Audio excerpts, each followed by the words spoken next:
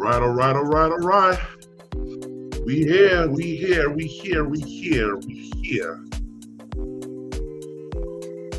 I thank everybody for coming and joining us on our first episode of Confessions Podcast. And we are so thankful for you to be here. My name is Pastor Duddley. I'm with my team here. What's going on, y'all?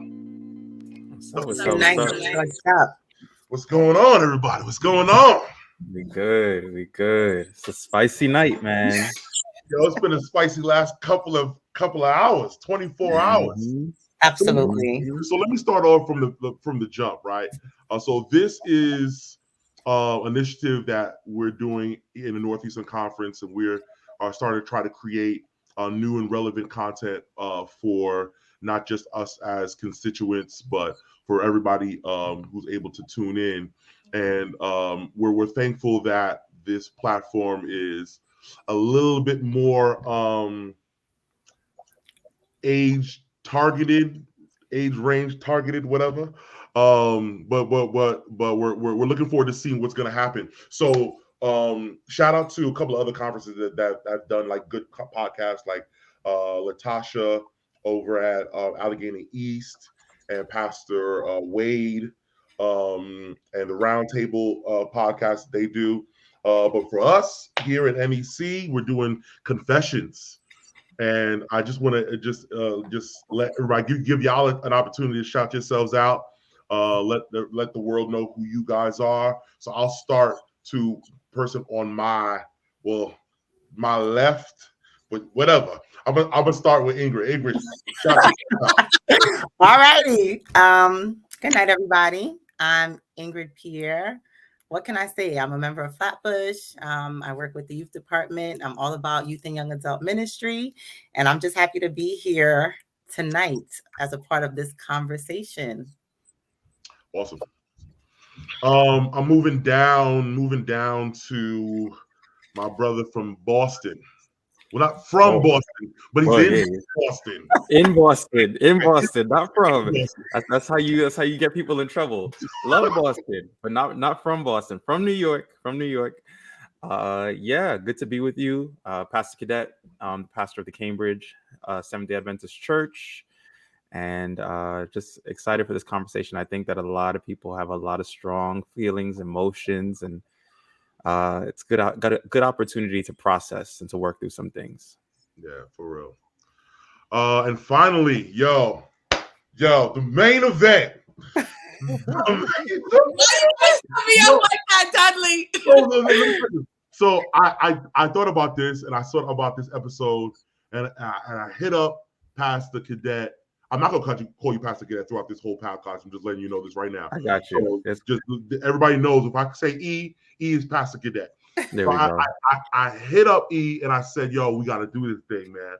And I was like, the first person that we need, the person that I need is this woman of God right here. Woman of God right here is who I needed. And so I was like, yo, this can't happen. We can't have this conversation without having the queen. And so, Queen, introduce yourself for people who don't already know you. Hello, everyone in Northeastern Conference. I am the Amanda Seals of this conference. Wow. Oh, boy. My name is Pastor Michelle Mota. I go by Pastor Michelle. I am definitely the senior pastor of the Brownsville Seventh-day Adventist Church in Brooklyn. And I'm also the assistant ministerial director of our conference. Don't tell nobody, because after what I say tonight, they may be like, well, what is she doing in that position? And I'm just excited to be here. Fun fact before we get started, Duddley. Yeah. Did you know that I have known Edsel Cadet since 2011? Like, we have been friends forever. So if we go at each other tonight, that's probably why. So I just That sounds like a setup. I know, right? That sounds I'm like over a here setup. getting warnings now. No. Yo, so I kind of feel like you got some stories that you can tell us. Listen, But I won't. exactly, and neither will I. We both listen. Whatever happened back there, we just leave it, Well, right? What That's happens in Berrien stays Stays in Berrien. Stays in Well, Berrien. I've known in Ingrid Berrien since Springs. I was 16, maybe 15. When I've known Ingrid, and Uh, I've known E my entire life. yeah, I love from like this. I love this connection. Yeah, I love yeah. this. So we here, and the topic that we have is the latest thing that's going around. I feel like everybody's talking about this today.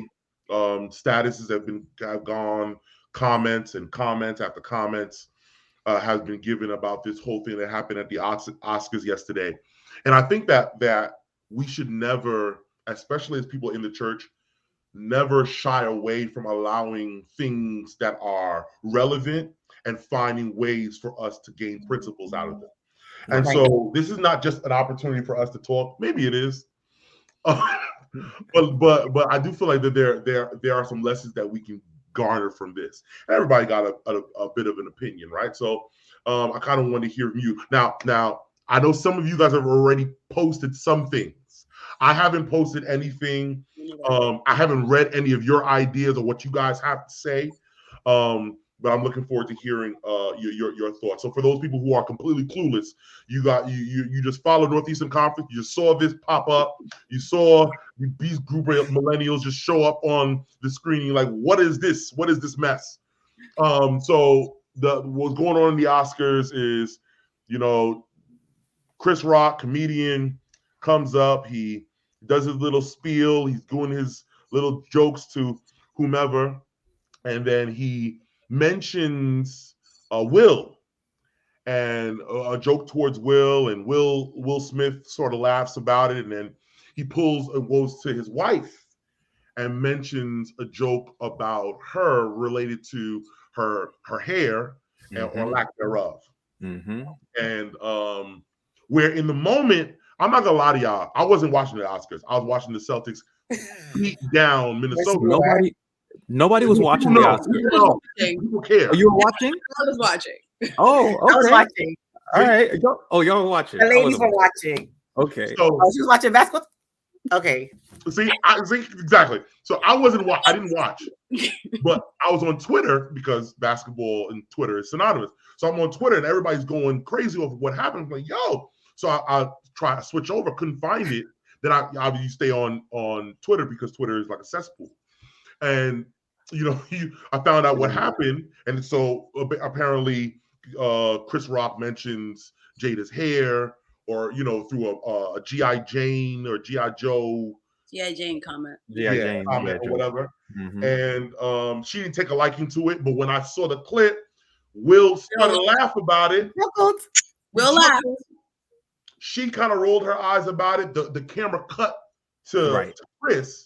You didn't see the interaction that was going on between Will and Jada or whatever. And all you saw was Chris say, uh-oh. And you see, Will get up on stage and then yaka. That's right. Yeah. And then the world changed. Yeah. So for now, what are your initial thoughts? What's your initial thoughts? What hit you? What hit you, figuratively speaking? When that happened, when you saw it, when you saw it, what happened? What's the first thing you thought? First thing I thought was Nyasha needs to see this. She was right next to me, and I was like, "Nah, you gotta watch this because I can't believe I just saw what I just saw." Because I'm trying to reconcile Fresh Prince of Bel-Air, Pursuit of Happiness, Ali, all of that with what I just saw. And it didn't look staged, especially because I saw the clip where he sat down. And so at first I was stunned. I was like, okay, what's the stage? But then when he sat down, he started speaking. And he started telling him, like, keep my wife's name out your mouth. Yeah. I was like, out your, you missed a word, but go ahead. Yeah, I did miss a word. So I bleeped it. There we go. Thank you. Appreciate it. When I saw that, I was like, okay, this is serious. But honestly, I wasn't mad at Will. Like, I know a lot of people are upset with Will, and I'm not saying that what he did was right. I'm not saying that at all. What he did was wrong, but I wasn't mad at Will because I understand. So that was my reaction. I'm not going to give you any more just yet. That was my reaction. I was like, Will gets the benefit of the doubt in my book. I like Will. So I stopped there. Ingrid, what about you? How you feel? So I didn't get the full magnitude of what happened until somebody sent me a foreign clip. Because the foreign clips had everything. They didn't cut anything out. And I was like, dang, that's what happened for real, for real. I thought it was a little bit too much, right? I want to be defended and all that great stuff, but I felt like it was overboard. And for me, it was compounded when I heard Will's acceptance speech when he won his Oscar. He sounded like a man that is in deep pain. Mm-hmm. And his reaction was not really toward Chris Rock, but maybe just a buildup of so many other things that have been going on with him and Jada. Mm-hmm. So that was me. Mm-hmm. Okay. What happened down there, Amanda? You looking like... Yo, Michelle, talk to us. What's up? So a couple things. Okay. My first reaction, of course, was like, you better defend your wife. You better protect your wife. You better get up there and lay hands on Chris. Because my, person came out. Right. Then, what exactly did he protect by doing that? What exactly did he declare to people about his wife's condition, which 9 times out of 10, I'm sure Chris Rock didn't know, because I didn't know she was struggling. I didn't know. I knew. Also, I think about Will Smith from a Def Comedy Jam perspective, okay? The first thing about the Fresh Prince of Bel-Air is, now this is a story all about how my life got twisted upside down, right? Right. I was playing some b-ball out, outside of school, right? Mhm. When You were a couple of guys. Yeah. Okay. It was up to no good. Could it be that Will Smith's character is to react first and think later? Could it be that it's something that he never worked on? It's really hard to speak on a person's like mental health or where they are, right. but you cannot. There are just certain things that line up too well to just dismiss them. Will Smith has always been a compulsive, like he's very compulsory. Like he sees something, he's kind of like reacts and he snaps and whatever. And it might be because he plays all these different types of roles. It might be because he's a Hollywood superstar and he's like always casted as these like crying and going through stuff people. But I just think that Will was out of control because it was a joke. And the truth is, in our era, the way that we grew up listening to the likes of Martin and Bernie Mac and these people who would clown you for just sitting in the front row, and they would play your hairstyles, they would play your outfits, they would play everything about you. And all of a sudden, Will is sensitive to a guy we was laughing at with the basketball game. Like, what is that? Yeah. So I don't think, and I was agreeing with some people who were like, that's the kind of energy he needed on the Red Table Talk. Like, he didn't need that at the Oscars. I mean, yes. It was just, he had a human moment. And I understand that. But it was like, wow. This is why Kanye wasn't invited. I'm just saying. All right, I'm going to give it back to you. Yeah, at first I thought it was scripted. Yeah. I thought it was an act. I thought so too at first. Initially, yeah. When I saw him sit, I was like, this is real. When you saw Lupita's face go, you were like, exactly. He embodied every Black woman everywhere. Like, right. Okay. So it was the audience that made me aware, like, this is for real. Yeah. Mm-hmm. And so instantly my mind went to that this is 2 different stories. Mm-hmm. And I think people are trying to find this one event and trying to make it into, because it happened all at once, that people need to respond once. And I think these are 2 different stories. There's one, the pain that Will has gone through and got him to a point where he was able to get up on that stage. Right. That's one thing. And then there is the way in which he handled the pain. Mm-hmm. And I think that there are 2 conclusions that you can come from it. And I think it's okay to find 2 conclusions. based on it. And so for me, initially, I thought it was scripted until I saw the audience. And instantly when I saw it was actually real, I said, okay, Will got an issue. Well, Will's been having issues for a minute. Will has an issue. And I don't know if this is the best way for him to solve it. But I think Chris Rock has an issue too. I don't think it's just Will.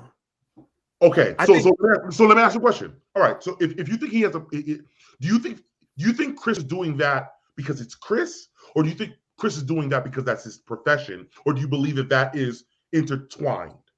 I think it's intertwined. I think that, and I'm responding not only to Chris, but to a lot of statuses that I saw where people were like, it's just a joke, it's just a joke. And it's like, cool, you want to call it a joke, but there is a real impact that it's having on people. And just the same way we used to do the dozens on the streets, you know that if you cross the line, that joking could switch to fighting real quick. Now, again, this is not me condoning fighting, but it is a reality that you can't just say whatever you want and expect nobody's going to respond. You know, you do a little bit too much, and somebody who runs out of jokes is going to resort to fists. In fact, my brother was telling me, he was like, look, fights don't just happen out of nowhere. It starts with words.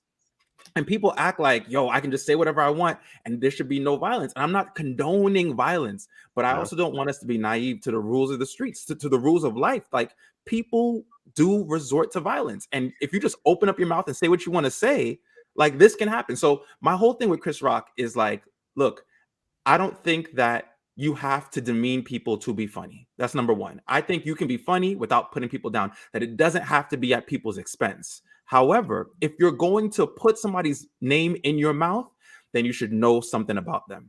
Like, when a comedian does research on a person to crack some jokes, they learn about the person. So if whether or not he knew about the alopecia or not, that's his responsibility. He decided to talk about her hair, and that's his responsibility now to do enough research to know what he's talking about. And let's not forget, it's Chris Rock who had the documentary called Good Hair. Good hair. Exactly. Yeah. That's how I respected it even more. But that's exactly why I don't feel like he meant that much by the statement, right? And I get it. Okay, I get it. People may have felt like he went too far, but if he says he did not know she had alopecia, everyone doesn't do research. Okay, I'm an educator, right? I go to work with students, and students say some of the most degrading and demeaning things. Now, we know Chris Rock is an adult, right? Fine. But I can't just be like, well, this is the streets. I work in the hood. So if you say something to me, I'm going to choke you out. Like, it doesn't work like that. We are professionals. And Will Smith was sitting in the front because he was up for an Oscar for Best Actor. So at the end of the day, he was there in a professional role. He was there as a part of his job. This was not the streets. And so sometimes we need to leave the streets out of our profession. We could all be street. We could all be hood. But if you're standing in the pulpit and somebody says, oh, you know what, Pastor E? Yo, you whack. You can't walk down and be like, you know what? It's on. Like, there's a place. They're breaking bread well during the communion. Exactly. Like, you know what? Come on. I mean, I'm not saying that he should have done it, but I also think that people have to recognize, like, you're standing behind a platform or podium or whatever does not make you immune to these things. And immune to what exactly? Immune to criticism, I get that. Right. Immune to a slap in your face. Immune to look, you can't cross the line. What the Academy Awards messed up at? They should have had the poinsettias that we use at Pell, right? That's it. Protected. Had you had the poinsettias up, they protect the people on the stage. That's it. They're gonna have them next year. They're gonna have them. After Kanye rolled up on Girl. And he said Beyonce should have won that award. They should have had poinsettias and security guards sitting right there at the front. But I'm gonna let you keep going, Edsel. Finish your point. My thing is, you can't cross the line and then try to dictate how other people respond to how you cross the line. That's all it is. Again, I'm not condoning Will's violence or any of that. Right. All I'm saying is, men know if I open my mouth to talk about somebody's wife, and it's like, oh, but you went too far in response, then I wasn't ready for the heat. I should have kept my mouth shut. So again, I'm not condoning it, but there's a code. We understand this because we're protectors. We're groomed to be protectors. So now once you come and you attack mine, oh no, all bets are off. Now you pray I remain you pray that I remain composed, right? But any of us who've ever walked on the Ave or Flatbush or Mattapan or wherever, and if you've ever been walking with your partner, you know that at any moment somebody could say something crazy. And then now it is the man's responsibility to say something, to do something, to protect your honor. Whether that is right or wrong, how he does it is up for debate. But we feel that pressure. So now my man is there trying to, styled up. He's ready to receive his award, and his wife. And we have no idea how many tears she's cried over this, how insecure she is about these things. And now he just went after Jada in a second. We laughed. Will laughed. He laughed at the joke, and then he blew up. So it's like, wait a minute. He blew up because of his wife's eye roll. It was very clear that that's why he kind of went up there. Yeah. And then he was all offended all of a sudden. Right. And I just sat there like, did we not hear Dave Chappelle, who literally got canceled by an entire community of people because they didn't like his jokes? Because I always say it, right? I learned this from a friend of mine, and I always repeat it. There's a little joke in every joke, because most jokes are true. Little truth in every joke. And so, no, that's the normal saying. The normal saying is there's a line of truth in every joke. But my friend says there's a little joke in every joke. Mercy. Most jokes are just facts that are said in a comedic way. Right.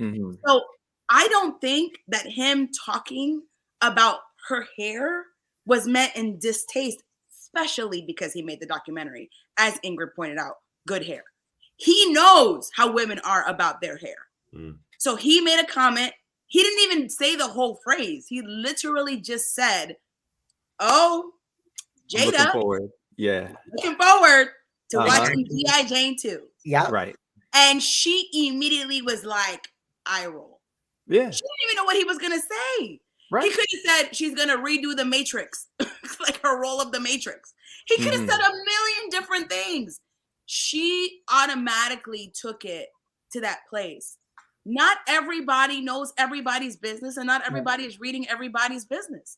There is a legitimate thing that he probably did not know, that she had alopecia, because, and even if he did, we used to make fun of people that would talk with their mouth sideways before we knew it was cerebral palsy. Mercy. We used to make fun of people who had balding spots, not knowing that they had suffered from skin conditions. We used to make fun of everything. Nothing used to be off limits. And dark skin, nothing. Like, we know this. Sensitive generation that now, you talk about something, you're ready to catch these hands. And my question is this. If it were Billy Crystal that made that joke, would you all respond the same way? If it was a Black woman like Wanda Sykes, or another comedian like Tiffany Haddish, who I personally think is very distasteful in comedy. But if it had been her, if it had been The Rock who made that comment, would he have gone up and done the same thing? That's really my question. And I can't speak to whether he would have or he wouldn't have, but let's just think about the fact that there are a lot of things at play that allowed him to feel like he could get up and respond to someone else in a physical manner. He will forever be noted for the Oscar winner that put his hands on another Black brother 45 minutes before he got his Oscar. Like, seriously? And so for me, I'm sort of like dwelling in the space of where exactly is my venom going towards? And can I compartmentalize, each particular action and find fault in them, and not necessarily saying that one has to equate to another. So that's the reason why, like for you, E, I'm saying to myself, okay, let's say someone disrespected Gina the way that, okay, I'm literally trying to put myself in Will's shoes here. Right. What are our options? What are my options? A lot of them. And so now here's the question. Now I have a lot of options, but based on who I am, and or the person who I choose to be, those options become limited. It's not like I don't have the options. Mm-hmm. But in my options, I choose to have limited options. Mm-hmm. And in posing the next question, which I have to get to hear from y'all is, so Will got up and he chose violence. He chose violence. He sat back down. Mm-hmm. And how you think Jada felt? We don't know. I don't know. Yeah, we didn't see her face.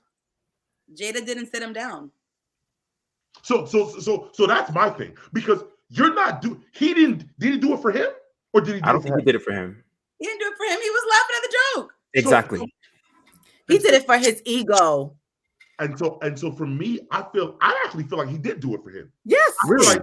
I feel like he was going through some stuff. No, don't get me wrong. On the initial, he was still in the mode of celebrity. I'm supposed to laugh. I laugh at everything. But the second he probably saw his wife. We can't see it because the camera cut off.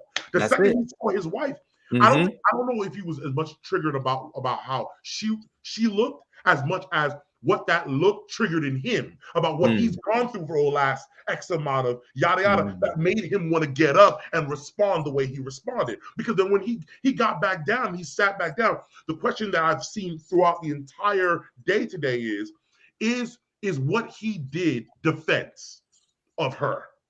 And is there any other button that I can choose? Defense of my wife. If somebody does that to Gina, can I choose any other button and still feel as if I defended my wife? That's the question. I've heard this. There's not always an excuse, but there's always a reason, right? Will had a reason, obviously, for what he did. Yeah. We don't know what that reason was. We can't even speculate to what that reason was. Right. Because we don't have the facts in front of us to be able to speculate on human emotion. Right. And response. And I agree with a couple of comments that I've been reading on the side, especially Andrew's. And I think Chanel said this too. And Christelle, you might grow. So and I think Stanley said it too, that we don't know the dynamics of their home.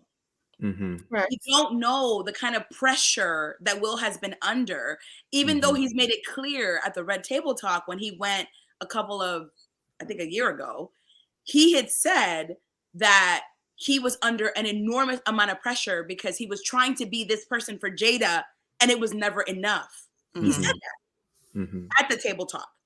He said that the idea that he wanted to have with her was not the husband that he could be for her. So he consistently said and shows, and I'm sure that his autobiography probably says it too, that he feels like he's failed her as a husband because he hasn't been the husband that she's wanted him to be. Because he can't be Tupac. Taught to be. So I think that that's kind of, we can just, look at the situation and understand. But at the end of the day, Will Smith, not Jada, Will, stood up on his feet, took all the steps that were necessary to get up to Chris Rock's face, swung his hand back, and swung it forward. And no one was holding Will's hand physically. No one had a gun to Will's back physically. No one is responsible for what Will did except Will. I teach this as a cognitive facilitator at the jail. I teach this.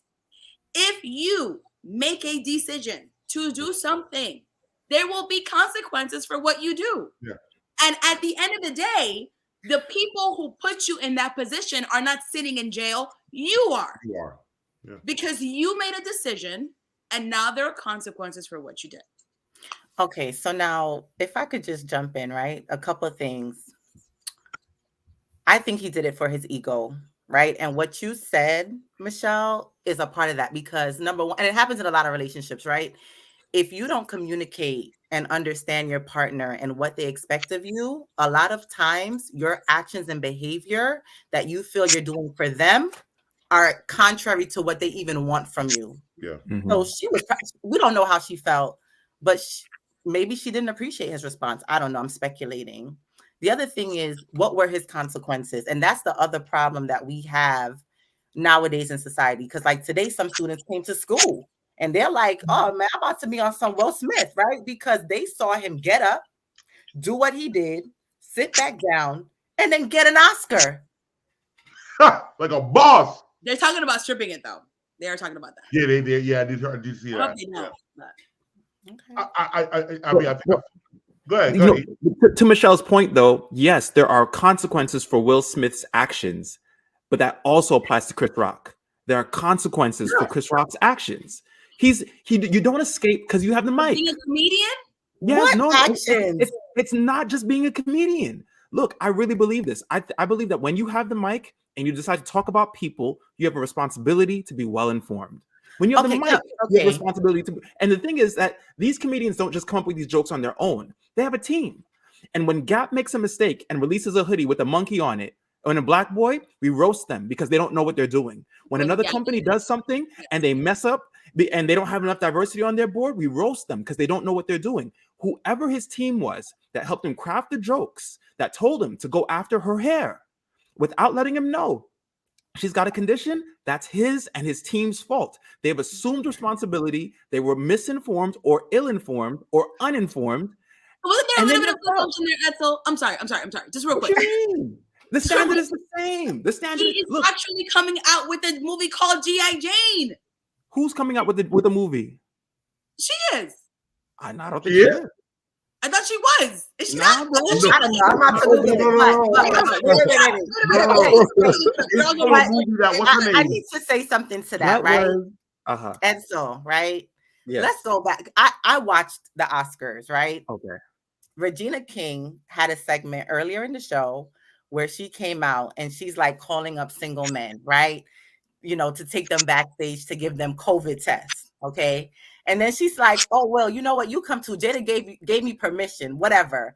Everyone knows about the whole August Alsina thing and there, you know, all the speculation, open relationship. And Regina King made a joke directly toward the openness of their marriage. And ain't nobody slap her. Yeah, so my thing is, how do we pick and choose when we're so sensitive about? Yes. There's a double standard. There's a double standard. You can say certain things about a man and get away with it. And you say the same thing about a woman, and the woman doesn't have the responsibility to defend the man. But the man has a responsibility. Again, if we're walking on the Ave and somebody says something reckless, you're walking on Flatbush Avenue and somebody says something reckless, Ingrid, you do not expect that. You gotta handle it yourself. Blue Hill. I'm a different kind of woman, so. Okay, he assaults him, and I'm sorry. Correction, she's not G.I. Jane too, but she did look like me more. Yeah. Anyway, so, so here's the thing. Where's Will Smith? Where's Will Smith right now? Where is he? You better lock your door, Michelle. You better lock your door. Because if he sees this, nobody's safe. There's still, Michelle. There's still a question I need you to answer though in this argument, Edsel, because what you're suggesting is that the comedic profession has the responsibility to parse every joke. Yes. When? No. Like that's do you watch comedians in cars getting coffee? Seinfeld counts the words of every joke. When they break down the science of how they craft their jokes, it is intentional. It's not extemporaneous. I understand that there's a strategic way in which of how a joke is delivered. And certain cadences and certain ways and phrases of how you can say a joke and you make it either funny or not funny. I understand that. There's a science behind it. But you're saying that there needs to be some preconceived work, some research that needs to be done for the sake of taking care of how somebody. Name me the comedian in all of the 90s that you've ever seen in Def Comedy Jam. Ever worried once about how somebody felt about their joke. I'm not saying that that it's their job to worry about how other people feel. I am saying though that if you're going to talk about somebody, you should be informed about what's going on. Why? That's for the purpose of knowing where the line is, so that if you choose to cross it, you've chosen to cross it. But it's not I had no idea. That's what the team is for. Every correspondence dinner, they do the research. They sit down for hours. They craft these jokes. This is not Def Jam comedy. This is the Oscars. That's a joke. That's the joke. I'm so glad you said that, Edsel. It's the Oscars. You don't think that this was written? What? Wait. This is the Oscars. So yes. White people, and I agree, Kevin, because Seinfeld is not a good comedian. Anyway. Y'all are wild now. This is taking on a whole nother level right now. Oh no. Seinfeld's gonna come through my door too. Y'all need to just exactly. Put some poinsettias at my door. Listen. Yo, we gotta mail some poinsettias to Brownsville SDA. She needs them cyberbording. She needs them. Don't play with me. Here's the thing. No, for real, guys. For real. Shady B. Why do we like to create boundaries that are required because of the audience color? Let's go there real quick. Oh, Lord. Okay, I see what you're doing. The Oscars. Mm-hmm. Okay. It was very evident.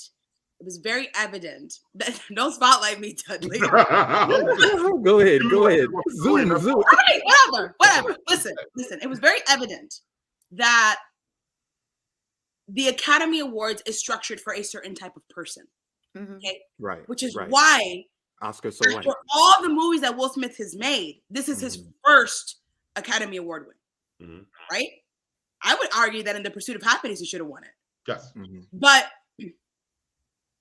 so it annoys me that we have to change who we are to fit a room and allow them to be comfortable in our presence.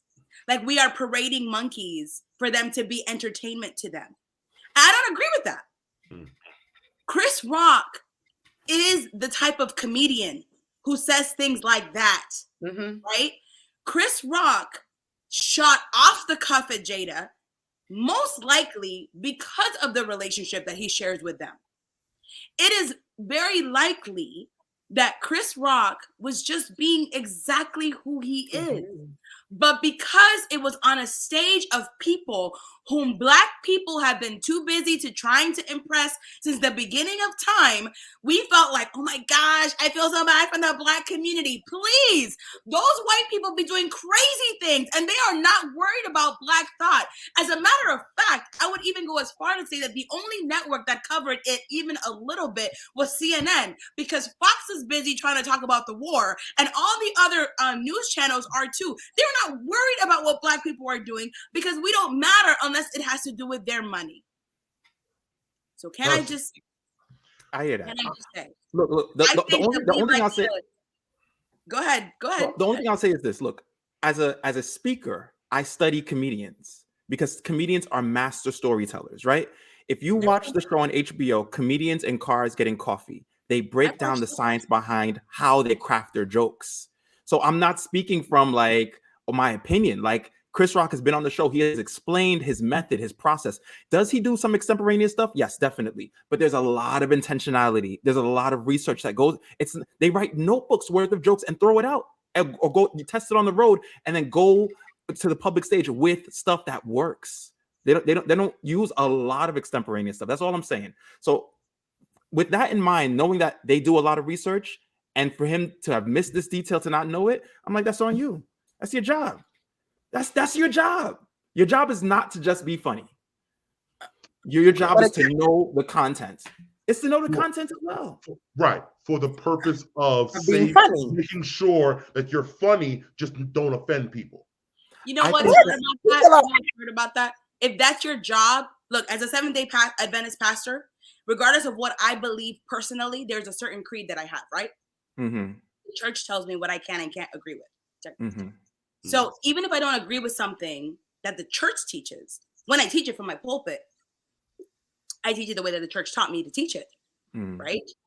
So if I'm going to be careful about offending people with the things that I say, it really does limit my ability to what I say. Get your message across. Unknowingly, this past Sabbath. You better talk, girl. This past Sabbath, right? I was preaching a sermon about baggage. And I was saying that maybe some parents in my audience are responsible for the drugs and alcohol and things that their children are into. And you know what I did? I turned around and I said, could it be curtains? And I preached that entire portion of my sermon staring at the curtains. Yes. Why? Because I could still say what I need to say and not have to look at anybody in the eye, but it was still said in the room. Right. And I believe that though I have a specific job as a pastor to do, which is to give the word of God unadulterated by your puny emotions, I believe that a comedian also has a creed that they stand by. And there really isn't a lot of things that are that they can't say, that are out of reach. Again, he may not have known. Kevin. I'm sorry, I had to put the Kevin, he may not have known that she had this condition. Right. He did not say alopecia GI Jane 2 starting soon. Right. Like, come on. Can we just take a minute to appreciate the comedic genius behind his joke and understand that if we were uncomfortable with it, it might be more to do with us than to do with him. Mercy. Yo, my homegirl Emma just put this up. Yo, that's so true. Can we take a moment to recognize the amount of self-composure Chris has? Not only did he get slapped, but then cursed out on national television, and he still held it together. That's the Oscar. Yep. And the best actor goes to. Yeah, then you can take it from Will and give it to Chris. Yo, he didn't even rub it. He didn't even rub his teeth. From him. Look at his face. He didn't even rub it. No, because the fact of the matter is, right? Let's go back to the beginning. Will laughed, right?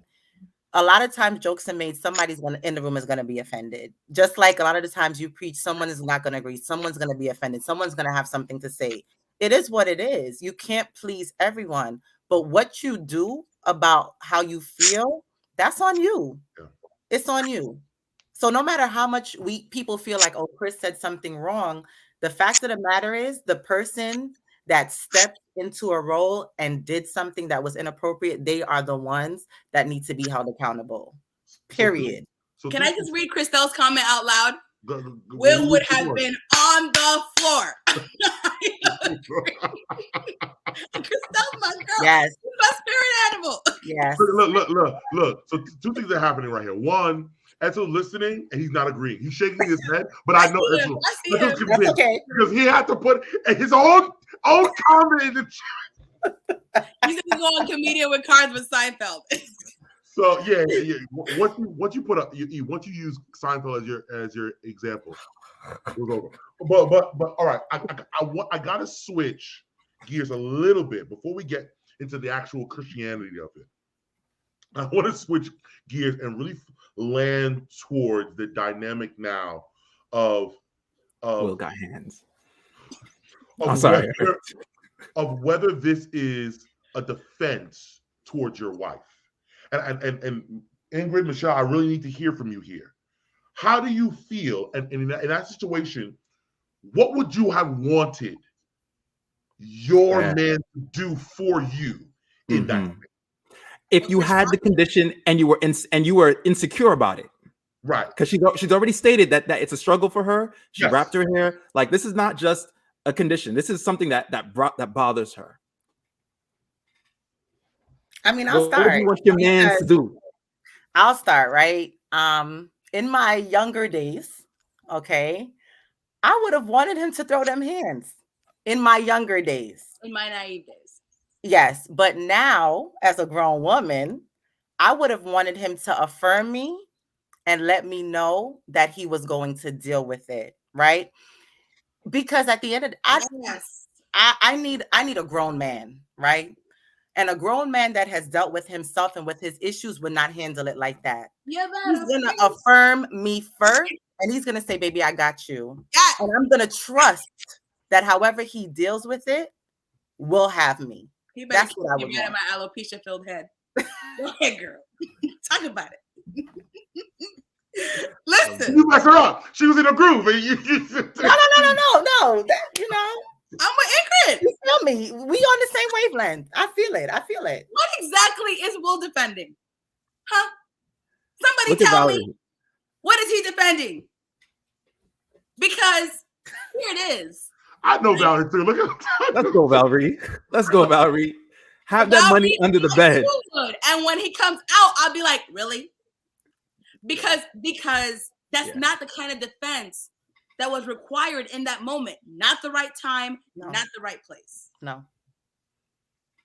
The problem is, right? We look at what Will did and we're just like, oh, he had his girl's back.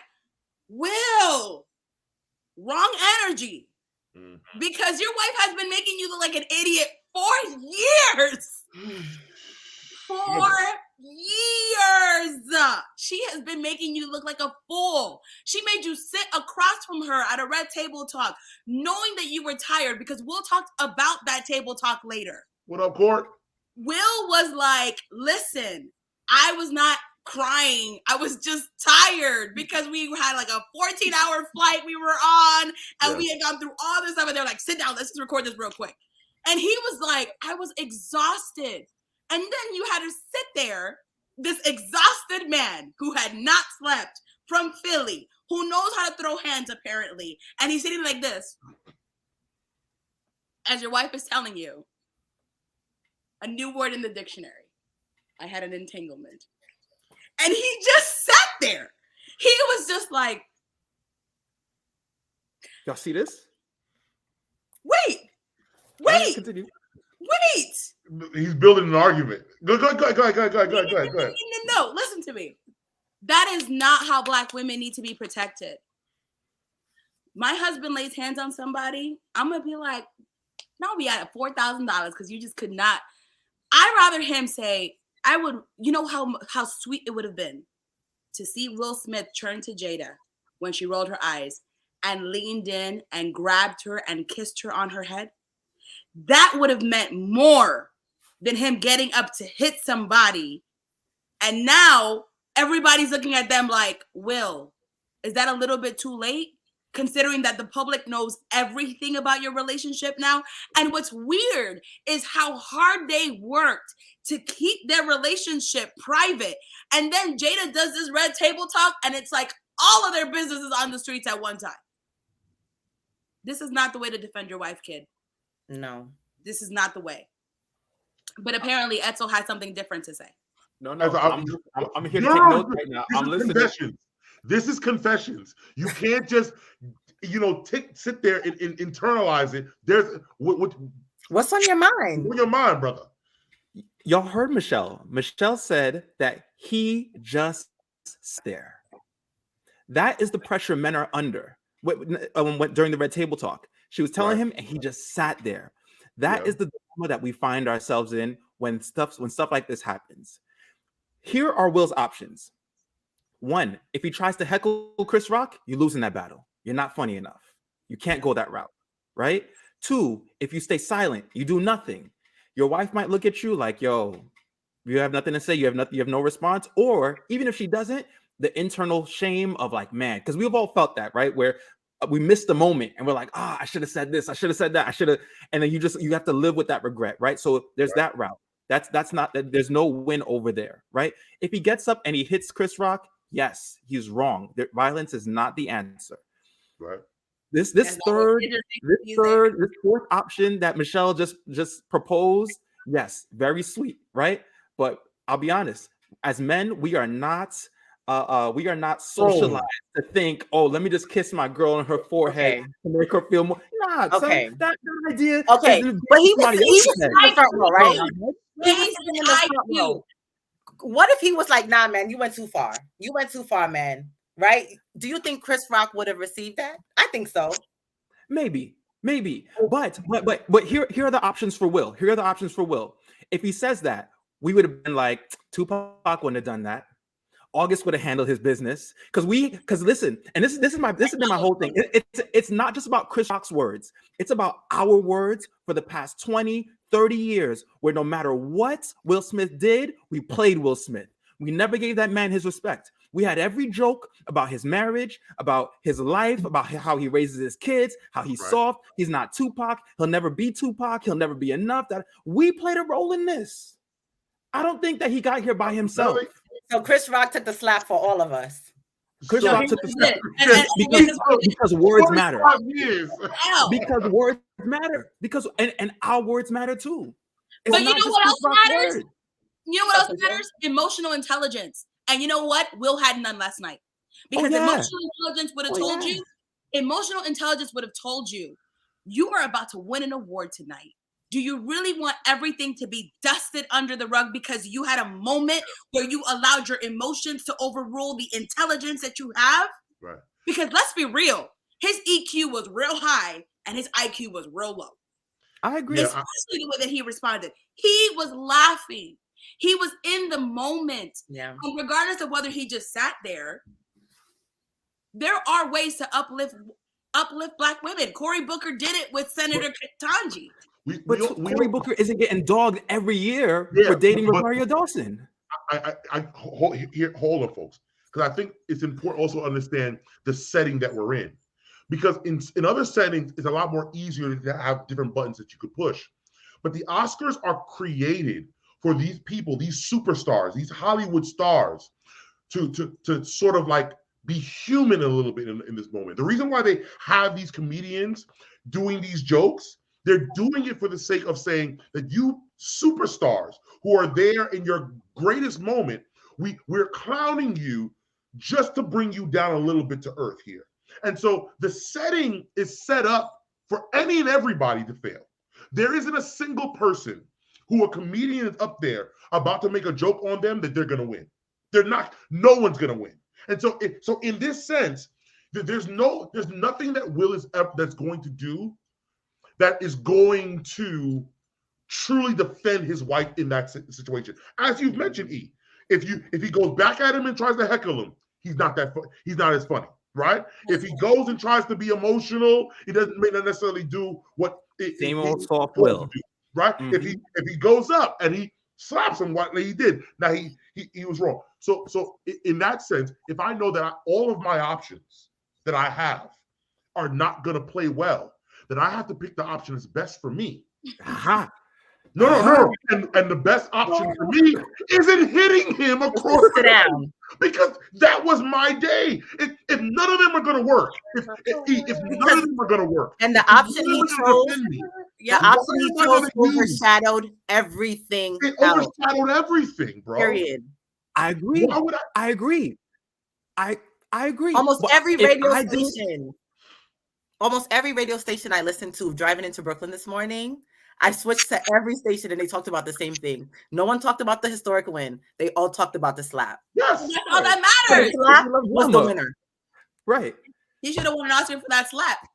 And to be honest with you, his speech at the end, nobody cared about the win. Nobody cared about the win. Nobody remembers his speech. Nobody being under pressure. He himself in the speech can't acknowledge. Like, you know who I felt bad for? I didn't feel bad for Jada. I felt bad for Venus and Serena. Yeah. I did too. They sat there and they're like, what do we do? I want to answer Ray Campbell. Edsel's not playing the devil's advocate. I'm not playing devil's advocate. I'm trying to call our community higher because we want to look at Will hitting and not look at our words. And our words matter. No. Our words matter too. Wait. Remember, Edsel, these are two different conversations. Remember, we're having two different conclusions. They're related. No. Will did not get somebody put Will was emotionally constipated. Yes, he was. All these years we've been on Will. We have been on Will. He didn't get here by himself. Nah. We all ushered him to this point. There's a reason, but that's not an excuse. Yeah. And I'm not saying it's an excuse. I'm saying it's a reason. That's all. I wanted to answer Anderson because Anderson Saran said it's beautiful that we have the luxury of hindsight. It's not that we are not agreeing that we've all made mistakes. Absolutely. We've all done dumb things in our lives. Of course. We all have done things that we are still, some of us, paying consequences for today. It's not that. It's that Edsel, you're right. As people of color, as Christian people, we ought to be called to a higher standard. And ought not to make someone come out of their role because of the way that we talk to them. So I have had conversations with people about whether or not a woman should be smacked by a man if she is like in his face, yelling, screaming, you know, nicka this, nicka that, bleep, bleep, bleep, bleep, bleep, bleep, bleep. I've been asked that question. Pastor Michelle, is there never a point in time where a man can shove a woman? Is there never a point in time if she is in his face, yelling at him, calling him all types of names, and saying all these things? Violence is never the answer. I agree. If Chris Rock would have shot back at will, let's just be real. Mm-hmm. It would be the equivalent of a woman slapping a man, because that's Chris Rock's strength compared to Will's. And and the reality is, Chris would never beat Will, right? Exactly. But, and I agree, there is never a time for a man to smack a woman, but there is also never a time for a man to need to smack another man. The fact that you stood there and felt like it was your right to put your hands on a human being is a problem. No matter what he said. Wrong. I understand that Will was under ginormous pressure, and you're absolutely right, Edsel. He popped like a popcorn. He was sick and tired of our jokes about him being soft. He's sick and tired of our jokes about him being complacent. He's sick and tired of our jokes about he doesn't run the relationship, Jada does. He's sick and tired of, he needs to leave this woman. She's constantly embarrassing him. I'm 1,000% sure that Will was fed up with everything, even probably Jada's eye roll. He was probably smacking Chris. I'm tired of seeing her. Yep. Oh, yes, yeah. But at the end of the day, Will made a decision. Yes, and he was wrong. Right. Anderson said, maybe the answer 1 time out of 400. Anderson wants to see Samson. That's what he wants to see. He wants to see Samson come through. I'm just saying, it's insane that we have these crazy standards for people. You'd say a man can put his hand on a woman, but can you control yourself when it comes to another man? Mm-hmm. He attacked you with words, and you're right. Thank you. You're right, Edsel. That was an absolute attack. He threw a grenade at them. True. Yeah. So Will's response, unfortunately, was people are going to remember forever. Right. Yeah. That's true too. That's 100% true. So E, listen, Gina and I, we send the kids over to my parents' house. We head up to Boston. We go to so we're not going to a comedy club. No. Yeah, we're not going to a comedy club. Cheesecake Factory, roller skating. That's it. Like nothing else. That's it. We're not going. And I just want to be clear. I hope people aren't thinking Pastor Cadet is saying that there are situations where violence is okay. Violence is not the answer. But what I'm also saying is that using hands is not the only way to be violent. And I think that Chris Rock, even unintentionally, was violent towards Jada, and that there are consequences for our words. That's all I'm saying. That's all I'm saying. Okay. No. He was making a joke. Yeah. And you know what? He was making a joke. Listen, right? We didn't talk about Jada. No. Yeah. I don't think it was his intention to be violent verbally, right? However, even in instances when someone does choose to be verbally abusive or violent, verbally, whatever, it's our response that matters, right? Because unfortunately, this is the world that we live in, right? And that's never going to stop. There are always going to be people that find fault with us for whatever the case is. Your head too big, you too small, you too short, you too fat, you too ugly, you too black, you too light, whatever. It's our response that matters, because the words will never stop. This is the world that we live in. And so Will had a perfect opportunity, if he felt like what was being spewed was so violent, to really show how you handle it as a strong, intelligent Black man. I'm a firm believer that what makes us a peculiar people isn't necessarily the way in which we perform as much as what we're convicted by. And so my sense in what makes me a Christian is in situations like this, where someone leans to their emotions, I lean towards Jesus. That's what makes me peculiar. I think differently because Jesus would tell you to offer the other cheek also. That's a weird concept. The ideology is weird. And so in a situation like this, what do we preach? What's the lesson that we come out of here? Well, from what I'm hearing, Edsel is mentioning the fact that violence comes in different forms. Absolutely. Now we can continue to debate the fact that in this particular situation, the comedian aspect throws this conversation in another loop. But let's say he wasn't a comedian and he was just a person that used his words. Words are a weapon, Mm-hmm. and it can be used to destroy people. When we walk away from this, if you're placing yourself in Will's shoes, what's the advice you're telling yourself? What's the thing you're wanting somebody to tell you? How are you keeping yourself off that stage? Here's my issue. For real. All jokes aside.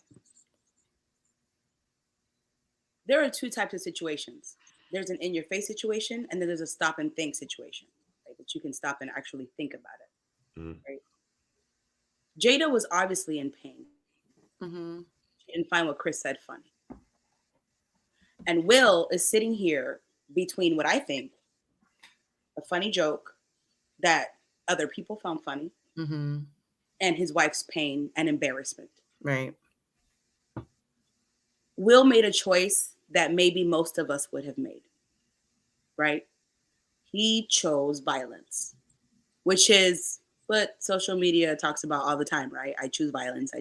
We say it all the time jokingly, but we're serious about it. My issue with this whole thing is, and I think this is what Edsel was trying to say in the beginning, and Edsel, you can correct me if I'm wrong.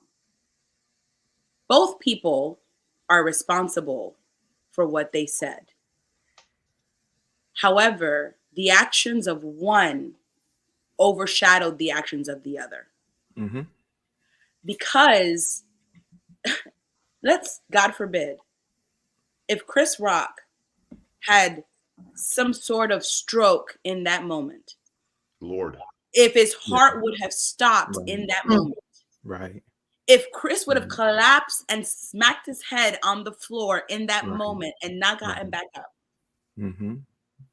would people be like, oh, Will was just having a moment?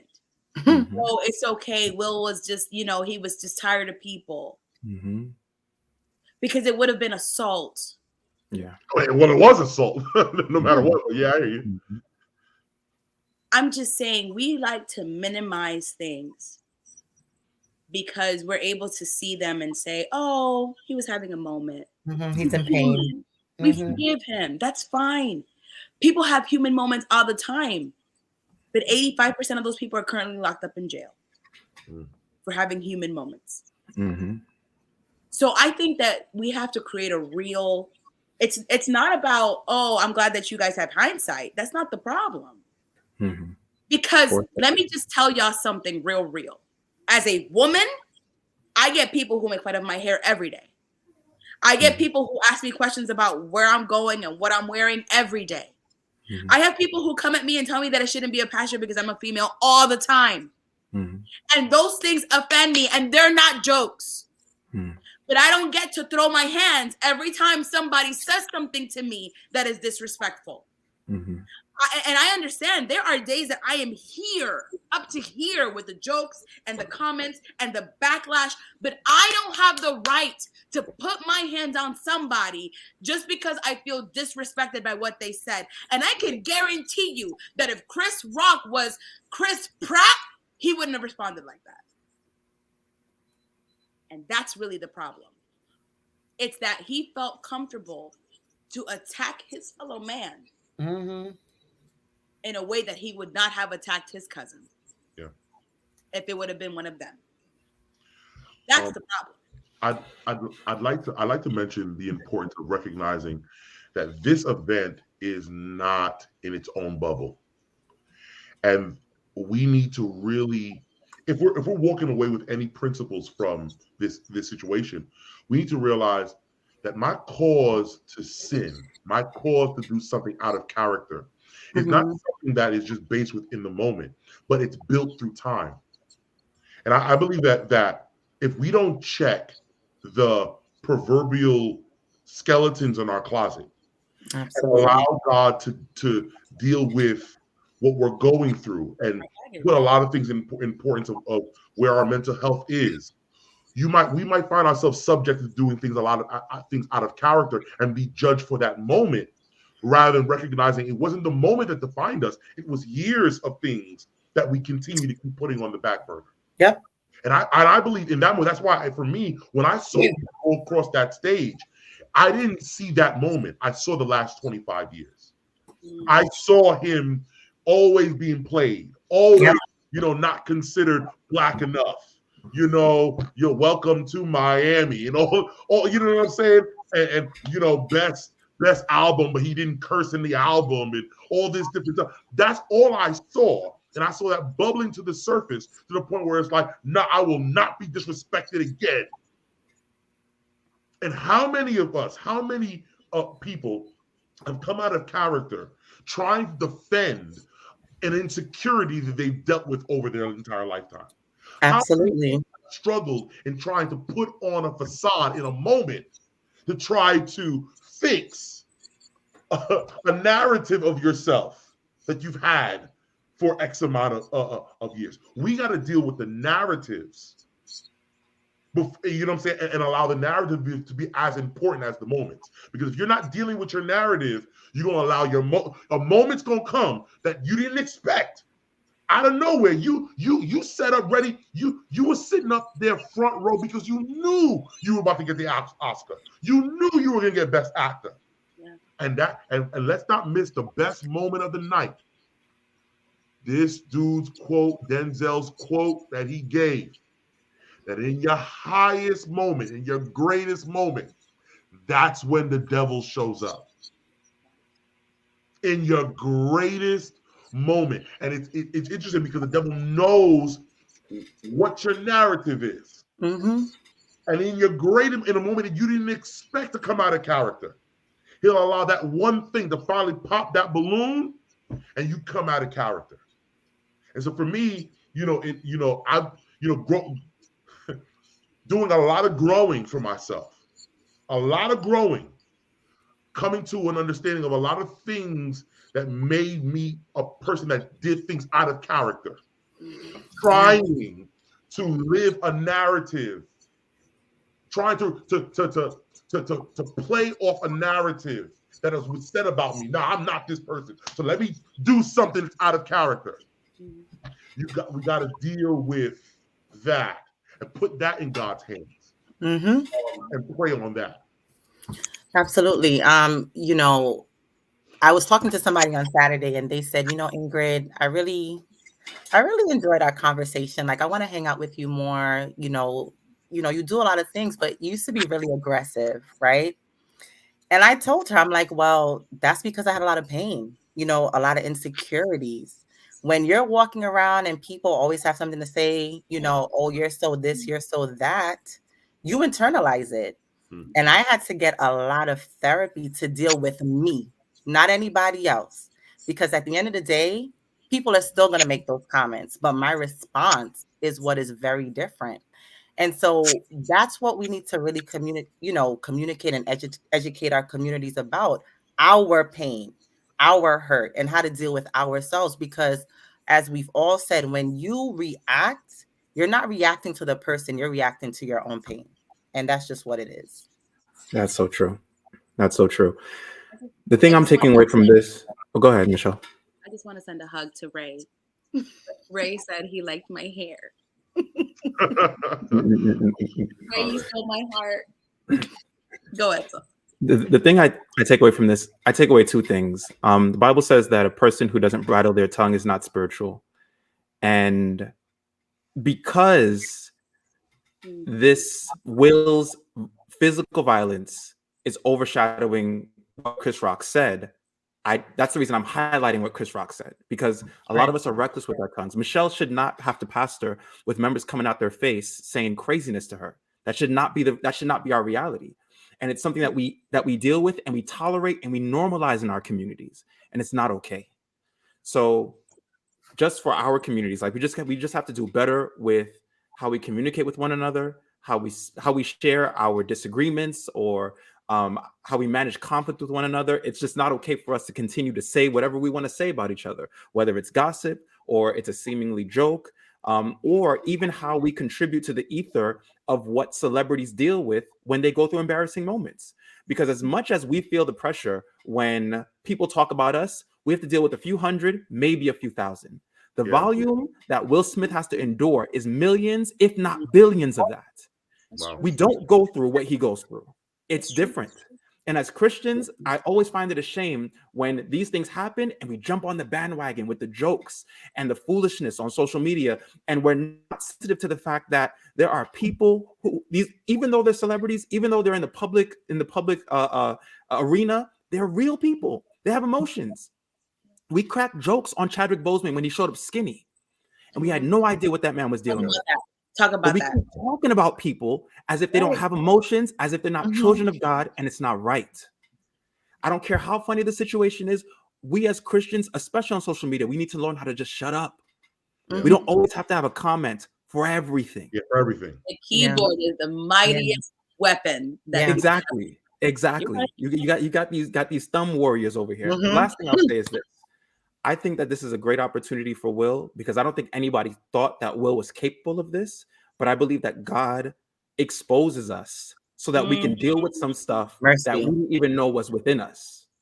When we see the story of David and how he killed Uriah, we're like, yo, David flipped out. But there were signs that David was capable of this when he almost killed Nabal. We saw that sense of entitlement where it's like, yo, I finished protecting your sheep. I thought that I should have, a little bit of your food. Nabal said no. He was like, bet, I'm about to kill for it. But he was stopped because of the wisdom of Nabal's wife, right? So we thought, oh, David's good. No, David still had some issues within him that just hadn't been highlighted yet. He didn't yet have the time, the power, and the opportunity to really exert that. So now he's king. And suddenly we're seeing who he really is, right? Yeah. So I just think that for many of us, like, we go through these Will Smith moments where we act out. We realize, wow, there's something in me. That's not an anomaly. That's a pattern. Absolutely. There's something in me that needs to be addressed, that needs to be surrendered.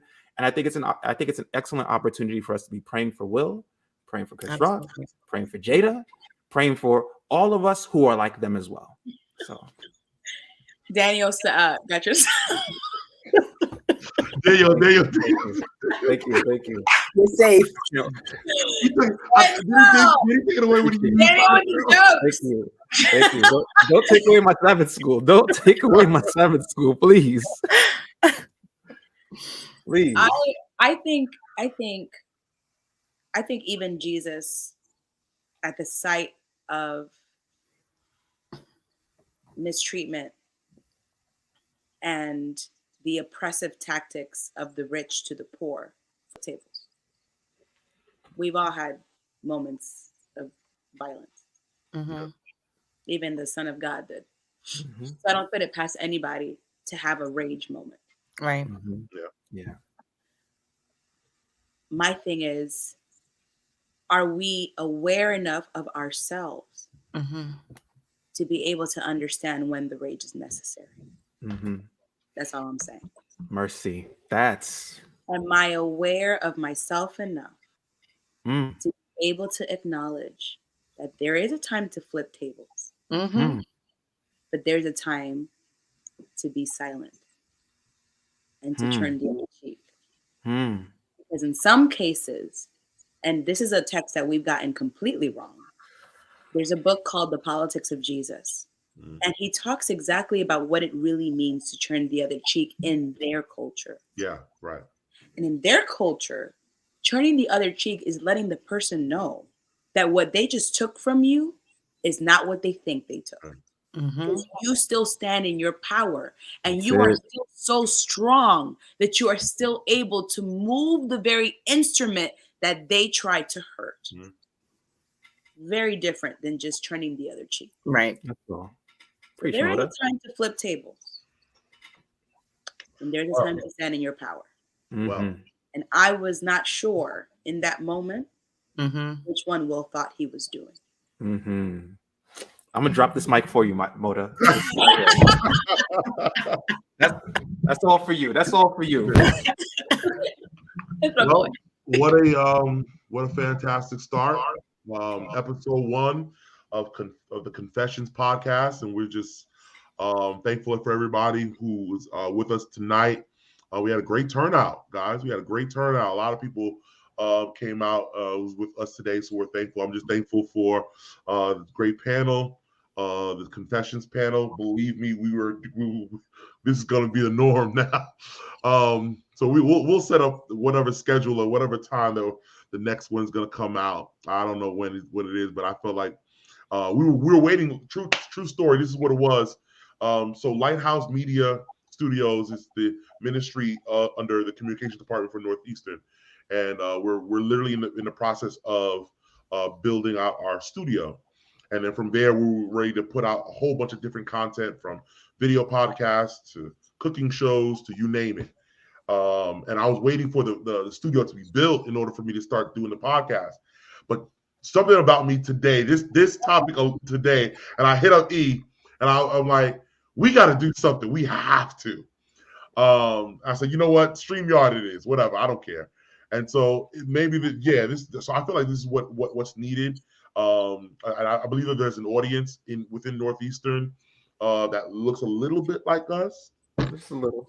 That needs some content. That needs some content, and so we'll try to do that. We'll try to do that for you. But on behalf of myself, this wonderful team, Pastor Michelle Mota, Dr. Edsel Cadet, Yeah. Pastor Ingrid Pierre. Yeah. Just doing it. Yeah, we're thankful. You're trying to speak something into existence. Come on now. And so this is us sort of signing off and thanking you guys for tuning in. This is the Confessions podcast by the Northeastern Conference Lighthouse Media Studios. And we'll see you guys next time. Say goodbye to everybody. Everybody say peace. Bye. Later.